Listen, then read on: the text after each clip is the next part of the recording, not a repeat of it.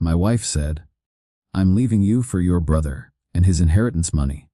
I quietly replied by showing her the court documents from the probate hearing last week. My brother was now bankrupt due to massive debts I had purchased. That brutal revenge left her without a man or a single penny in sight. Best Reddit story. A. Leonard, age 42, male, had been with Felicia, age 37, for 9 years. I worked as a senior archivist for rare manuscripts at a major university library in Philadelphia, Pennsylvania. My visible salary was a stable $95,000 per year. I specialized in digitizing fragile colonial documents and hydrological charts. Felicia owned and operated a high-end yoga studio and branded herself as a wellness influencer. Her income, based on studio fees and sponsorships, was a verifiable $110,000 annually. Our combined visible income of $205,000 sustained a highly aesthetic, but somewhat strained, lifestyle. We lived in a beautiful $1,100,000 historic brownstone. I drove a practical Volvo V60 wagon for quiet efficiency. Felicia insisted on driving her sleek, white Porsche Macan for maintaining her client image. We preferred dining at trendy, quiet, farm-to-table restaurants that catered to her affluent clientele. Our social life was dominated by Felicia's efforts to network with potential studio investors and high-net-worth individuals. My younger brother, Arthur, age 40, recently inherited $900,000 from our recently deceased father. Arthur had been a failed art broker, constantly making poor investments and accumulating significant debt. Felicia became immediately fixated on Arthur's inheritance, ignoring his poor financial history. In late August, a significant career opportunity arrived that represented the convergence of my entire professional skill set. I was offered the position of head of digital curation for a new global digital library consortium. The role was based in Reykjavik, Iceland, a growing hub for specialized data security. The compensation package was exceptional and completely life-altering. It included a base salary of $300,000. Additionally, they offered an annual housing stipend of $80,000. The total annual cash compensation was $380,000. I knew accepting this position was the ultimate professional step. I presented the executive contract summary to Felicia one evening, after returning from visiting my mother. I laid the detailed contract on the kitchen island. "This job is a massive professional leap," I explained calmly. "It moves us to Iceland with nearly triple the salary," I added, emphasizing the facts. Felicia barely glanced at the paper, her attention fixed on planning a studio retreat. She quickly answered with obvious disdain. "Iceland is irrelevant and too remote for my high-end wellness brand, Leonard. The salary is $300,000, I responded, pointing to the figures. She scoffed, a familiar, sharp sound. Head of digital curation sounds like an academic librarian, still paid to catalog old maps. It involves leading a major international data security project. I answered steadily. She then focused on Arthur. Arthur's inheritance provides more immediate, visible wealth than your slow, burn career. Her consistent disrespect for my intellectual work and my stability confirmed her mercenary focus. Update 1. I quietly accepted the head of digital curation position the next morning.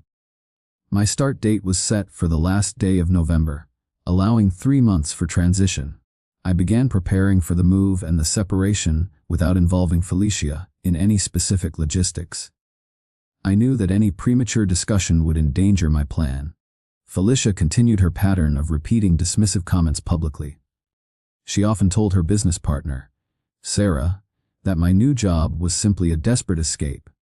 Leonard is running to the Arctic for a vanity title.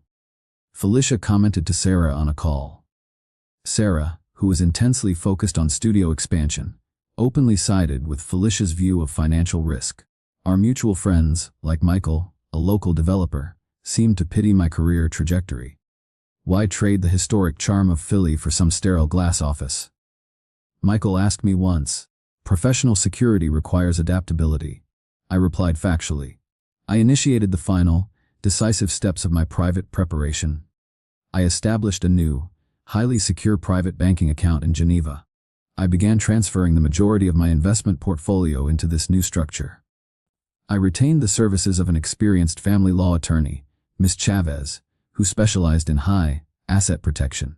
Crucially, I quietly located and purchased Arthur's massive, high-interest debt from a failed art venture.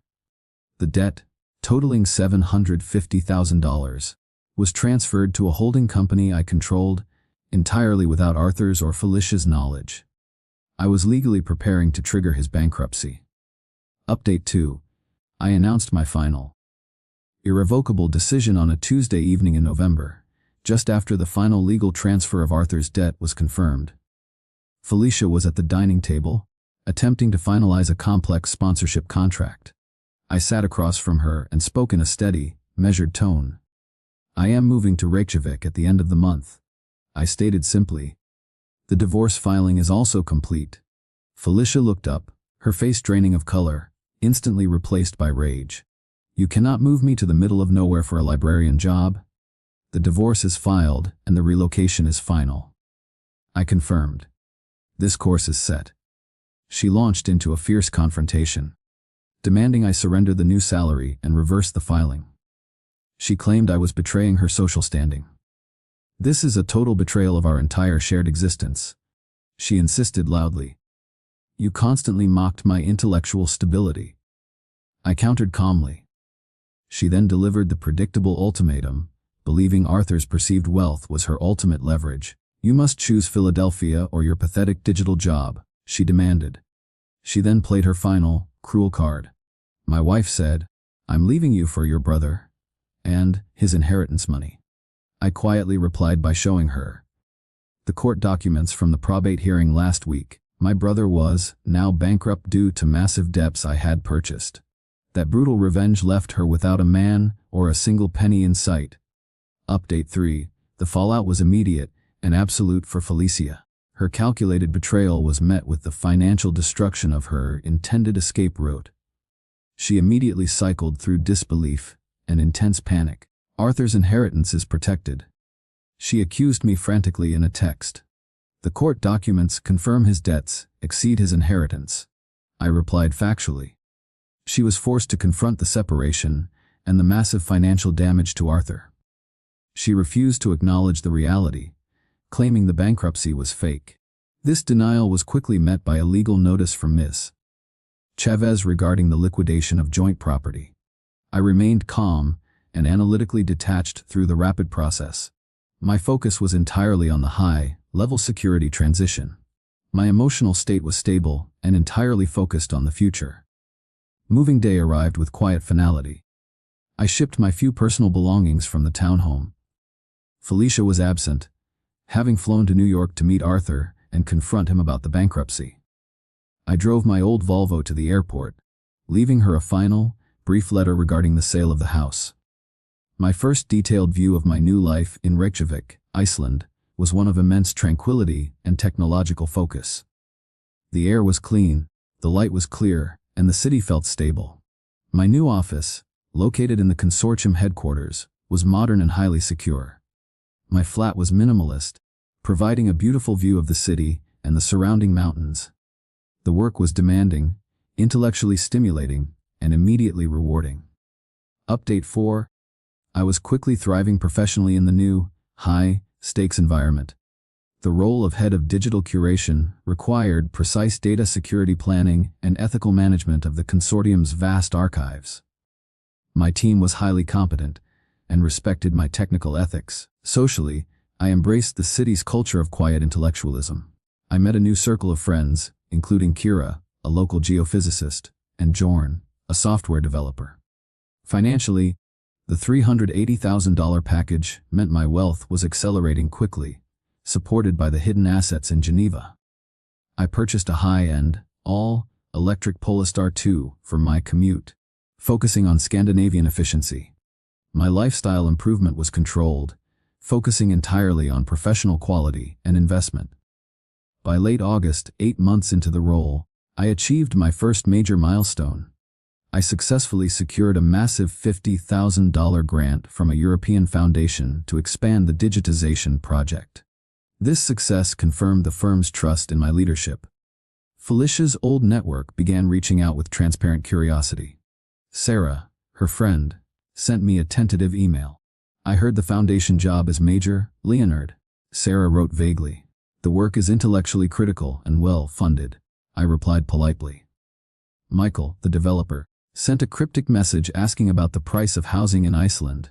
They were clearly curious about the true scale of my financial success.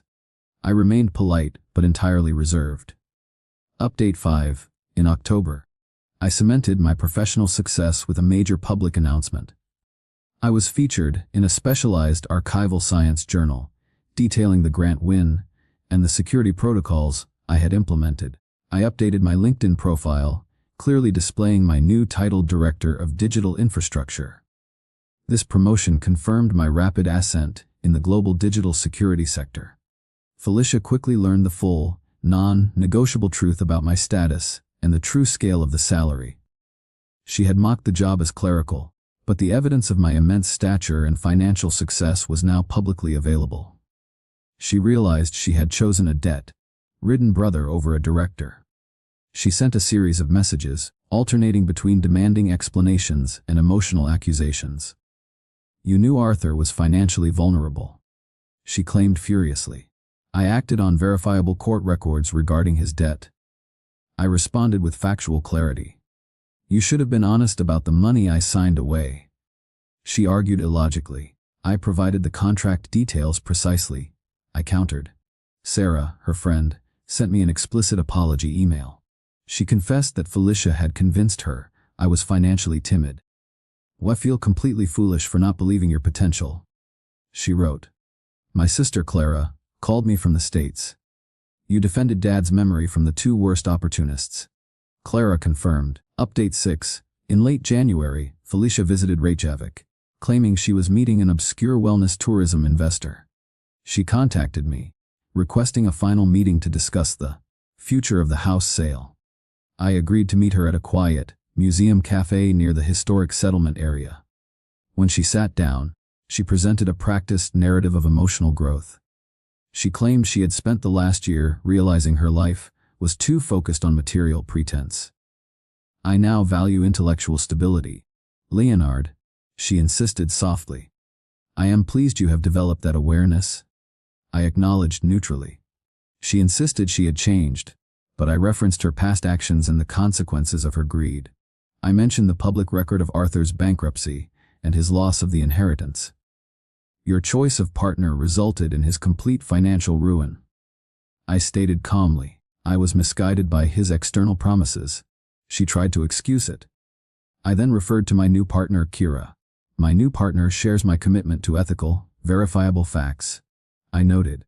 She insisted on returning, suggesting she could now be the perfect, intellectual partner for a director. "I can be a brilliant partner in this life," she proposed quickly. I calmly declined the offer, explaining that the fundamental trust was destroyed by her final, greedy ultimatum.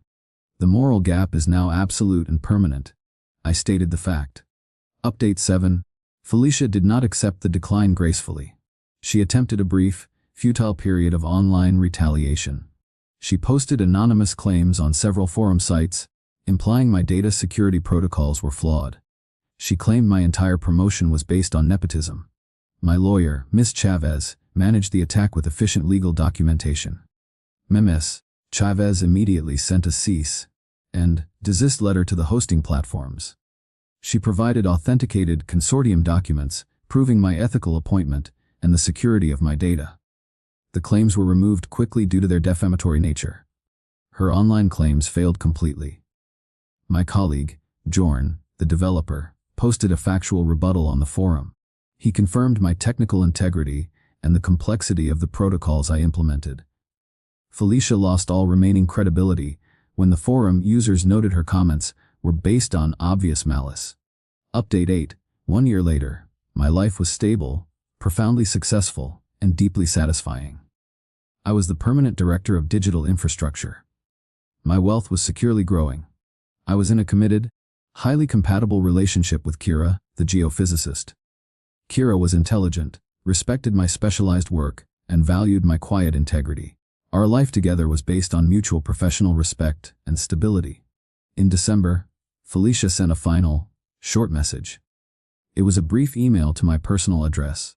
I accept the consequences of my final, foolish choice.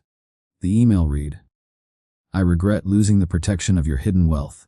She wrote, finally admitting the truth. I sent a short, professional, and final reply. I wish you clarity in your future professional endeavors. I wrote. I immediately blocked the address. The entire past conflict was completely and finally resolved. Final update. The following spring, I was giving a public lecture at a major data security convention in Copenhagen. While at a dinner, I was approached by Mr. Peterson, the estate lawyer who had handled my father's probate and Arthur's subsequent bankruptcy. Mr. Peterson was the key authority figure in the legal betrayal.